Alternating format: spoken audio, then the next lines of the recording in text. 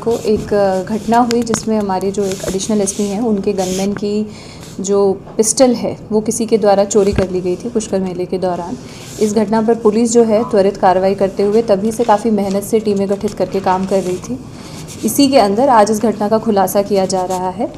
इसमें मेले में ये 5 लोग आए थे जिनमें 2 महिलाएं हैं, 3 पुरुष हैं। ये लोग शामली उत्तर प्रदेश के रहने वाले हैं और ये इसी प्रकार के कामों में संलिप्त रहते हैं। जगह जगह जाते हैं और अलग अलग मेले प्रकार की जगहों पर जाकर और वहाँ पे चोरी चकारी टाइप की वारदातों को अंजाम देते हैं। इनको तलाश करने के लिए जो हमारी टीम है उसने इतने दिनों तक काफ़ी मेहनत की।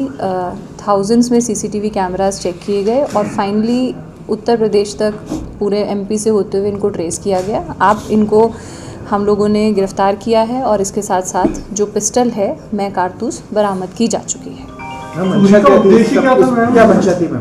ये चोरी का ही काम करते हैं। इन्होंने इनका जो इंटेंशन जो है बाकी तो और पूछताछ से क्लियर होगा कि ये पिस्टल के साथ क्या करना चाहते थे, पर इनको मौका नहीं मिल पाया उस पिस्टल को यूज़ करने का। पुलिस चारों तरफ प्रेजेंट थी, नाकाबंदी हो रखी थी, तो उस हिसाब से इन्होंने उस पिस्टल को इधर ही छुपा के और उसके बाद ये रवाना हो गए। अब इनकी निशानदेही पर हमने पिस्टल तो बरामद कर ली है। अब इनसे पूछताछ करके ये क्लियर होगा क्या इसके थ्रू ये किसी और घटना को अंजाम देना चाहते थे। इससे पहले सॉरी, एक ही परिवार के? ये परिवार के नहीं है, ये एक ही जगह के रहने वाले हैं, लेकिन अलग अलग लोग हैं, अलग अलग जाति के लोग हैं, एक गैंग के रूप में काम करते हैं। इनका मेले में क्या पिस्टल चुराने के लिए ही आए थे या इन्होंने अचानक गनमैन को देखा कि दूरी नहीं बंधी हुई है कि ये चोरी हो सकती है? देखिए, चोर तो ये हैं और चोरी की फिराक में ये रहते हैं, है ना। तो ये कि केवल इन्होंने इस तरीके से कर ली तो इनके दिमाग में क्या और बातें थी ये हमें अनुसंधान से और भी ज़्यादा समझ में आएगा। लेकिन बेसिकली ये एक गिरोह है जो चोरी का ही काम करता है और जहाँ फिराक लगने की बात है या ढूंढने की बात है, ये तो इस चीज़ के ऊपर नज़र रखते हैं कि किस तरीके से कोई घटना कारित की जा सके और तुरंत काट नहीं। पिस्टल को ये कॉन्शियसली चोरी करके लेके गए हैं, तभी तो पिस्टल कोई ऐसी चीज़ नहीं है जो ऐसे भूल से चोरी हो जाती है। कहाँ से और कैसे, भीड़ के अंदर थे या पहले ही ये सारी वारदात को अंजाम दे दिया गया था? जबकि आप बता रहे हो ये अलग अलग लोग हैं, तो ये संगठित कैसे और कहाँ से? देखिए, ये एज अ संगठन एक साथ मूव कर रहे होते हैं। ये पुष्कर आए भी साथ में थे, इन्होंने पुष्कर छोड़ा भी साथ में है। घटना करते हुए जो है ये भीड़ का हिस्सा बनकर और इनमें से एक आदमी ने मौका मिलते ही इस तरीके से वो जो गनमैन है उसके पिस्टल निकाल ली थी। इनको पकड़ा कहाँ से है मैम? जैसा कि मैंने आपको बताया कि हम इनको शामली उत्तर प्रदेश तक ट्रेस करके लेके गए और फिर वहाँ से लेके आए हैं। इनका जो साजियाबी रिकॉर्ड है वो हम सारा का सारा रिकॉर्ड मंगवा रहे हैं। कुछ रिकॉर्ड हमारे पास अभी प्राप्त हुआ है, हमें पूरा रिकॉर्ड प्राप्त नहीं हुआ है, लेकिन इनके खुद के बताए अनुसार ये बहुत सारी वारदातें कर चुके हैं। तो बाकी रिकॉर्ड आने के बाद एकदम क्लियर हो जाएगा। गन चोरी के दौरान और भी कोई वारदातें करी क्या? जैसा कि मैंने कहा कि हम इनको लेके आए हैं और अब गिरफ्तारी करी है। अब पूछताछ के बाद और क्या चीज़ें इन्होंने करी है ये चीज़ क्लियर। वेपन बरामद कहाँ से हुआ मैम? वेपन इन्होंने यहीं पर हमारे पुष्कर में ये छोड़ के चले गए थे, चारों तरफ नाकाबंदी थी और उसके बाद यहाँ से बरामद किया गया। छोड़ा कहाँ पे, खुली जगह में या कहीं छुपाया था?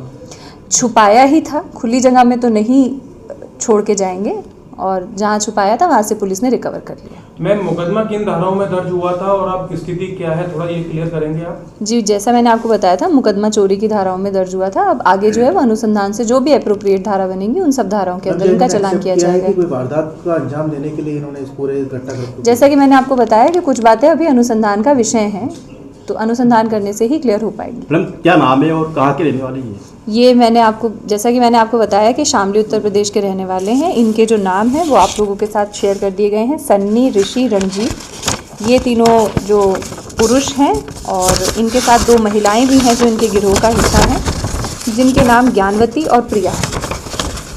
कार्रवाई में किसका विशेष योगदान है?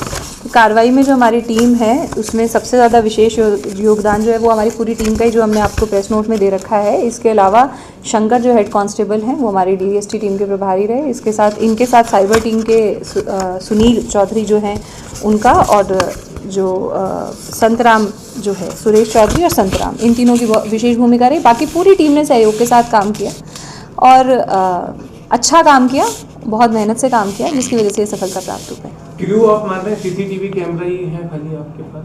या कुछ और क्लू था? क्लू जो है जो जनरेट किया है वो हमने सीसीटीवी कैमरे के थ्रू ही जनरेट किया है। इस भीड़ में आइडेंटिफाई हो गए थे ये?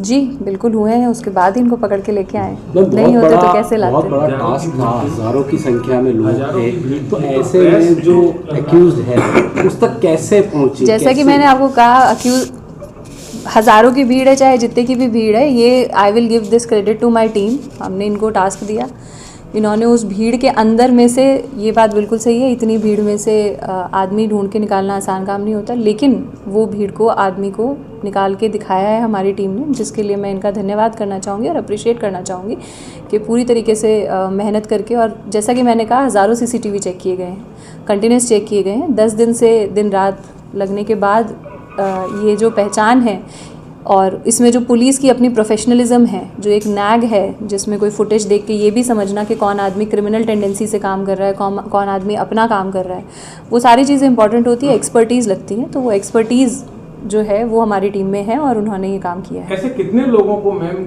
सीसीटीवी कैमरे में आप लोगों ने संदिग्ध माना होगा, क्योंकि पिन पॉइंट तो हम पहुंच नहीं गए होंगे, ऐसे कितने लोग आपके पास आए जिनको देखिए- आपने रेक्टिफाई किया कि ये 5 ही बच रहे हैं? कई लोगों को हमने संदिग्ध पाया। जब भी हमने किसी को संदिग्ध पाया टीम ने, तो उसको फॉलो अप किया। फिर जब फॉलो अप करने पर ये क्लियर हुआ कि ये आदमी जेन्युइन है, तो उसको एलिमिनेट कर दिया गया, मतलब उसको ड्रॉप कर दिया गया, और फिर दोबारा से टीम ने एफर्ट करने शुरू किए, और इस प्रकार से हमने 5-7 बार कंटिन्यूसली ये मैटर जो है अलग अलग स्टेज पे जाके रिपीट करने के बाद फाइनली हमें एक ऐसी लीड मिली जो हमें क्लियर था कि ये आदमी इस घटना में ज़रूर संलिप्त हैं। जो इनका ओवरऑल बिहेवियर था, जो इनका